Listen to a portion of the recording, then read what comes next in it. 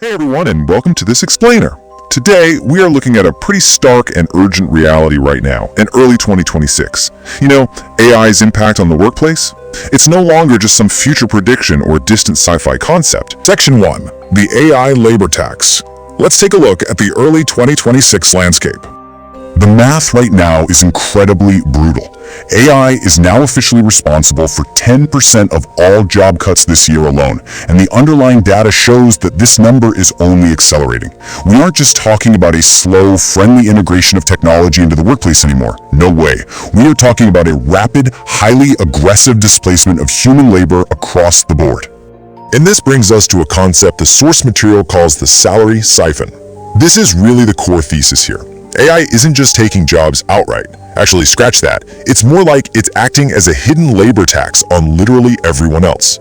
Even if you manage to keep your job, this massive salary stagnation hits the surviving workers hard. AI-driven restructuring is fundamentally devaluing specialized skills almost overnight.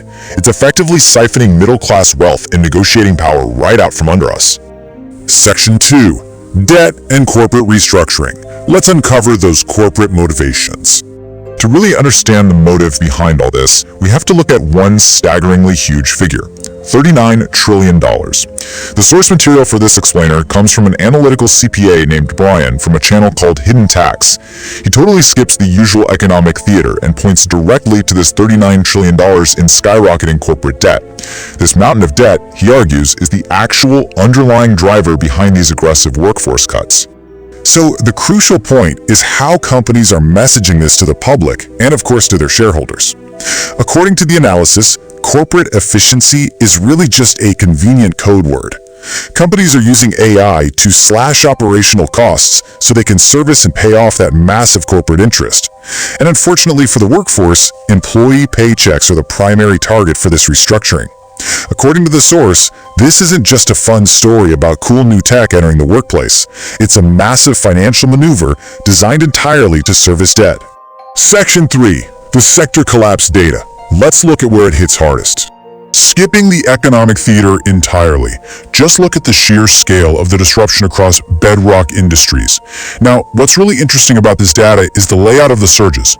Transportation layoffs are up an unbelievable 872%. In manufacturing cuts, they've surged by 143%. These aren't minor seasonal fluctuations or slight adjustments, right? They are complete, systemic sector overhauls happening in real time. What you should absolutely take away from this is the source's firm stance on the nature of this crisis. This is a structural shift. It is not a recession. A recession implies a temporary dip. The idea that jobs will eventually come back once the economy recovers and the cycle turns. But this data, according to the source, proves a permanent devaluation of specialized labor. The fundamental structure of the workforce itself is changing forever, and relying on traditional economic models, it just won't cut it anymore. Section 4. Building a financial fortress. Here is how to avoid being a target. Let's move to and see how this builds into a strong defensive strategy for your personal wealth. The source explicitly advises immediately pivoting your wealth into an opportunity bucket. So what does that actually mean? Well, it means investing in hard assets, things that hold intrinsic, physical, and real-world value.